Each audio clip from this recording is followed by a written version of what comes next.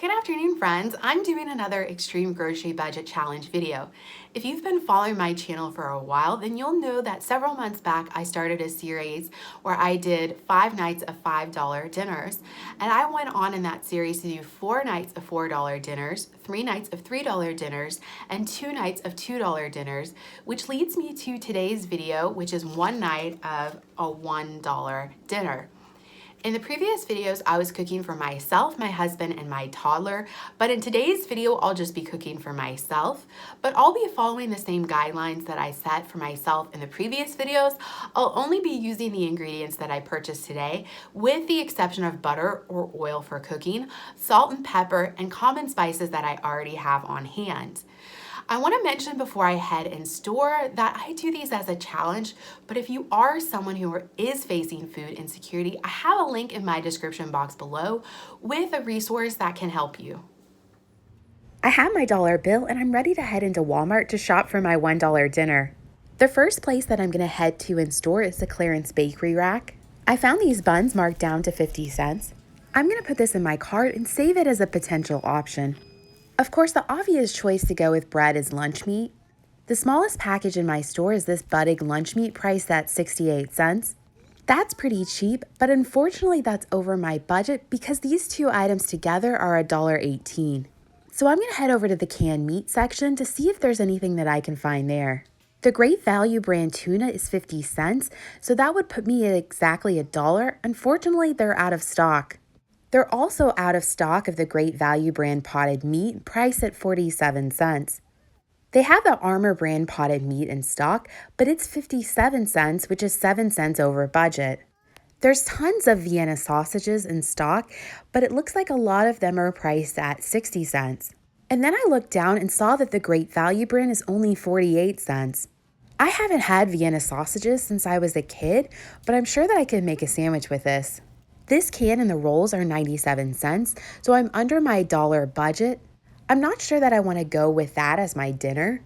I have another dinner idea that I might do instead, but I'm going to need to find a potato under 50 cents.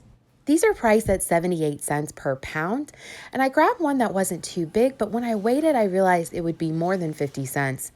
So I'm putting that one back and looking for one that's smaller. This one is definitely smaller, but I'm going to take it to the scale and weigh it to make sure that it's under 50 cents.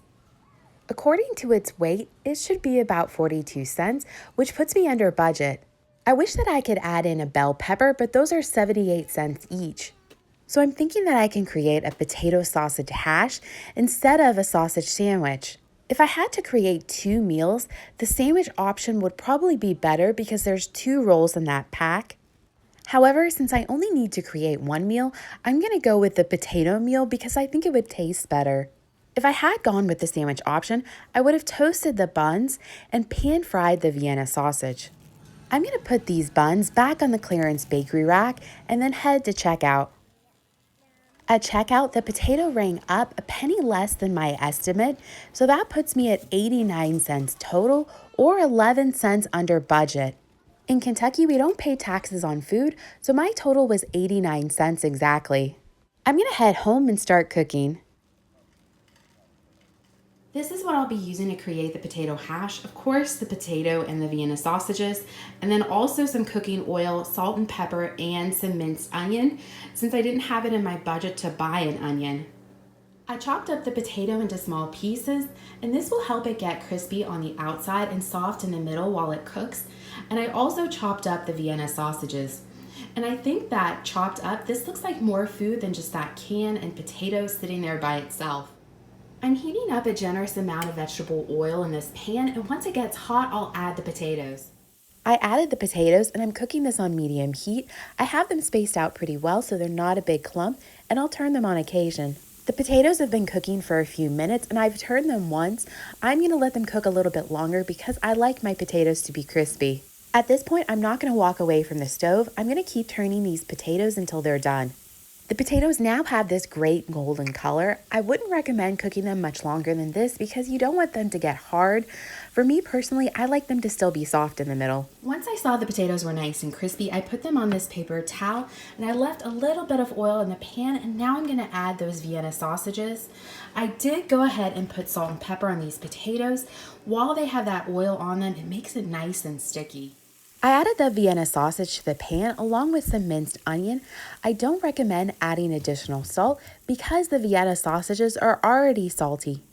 These sausages are pre-cooked, so I'm mainly heating them up and trying to add a little bit of crispiness to them. And this is the finished product, a potato and sausage hash. I'll try it and let you guys know what I think. The fried potatoes are delicious.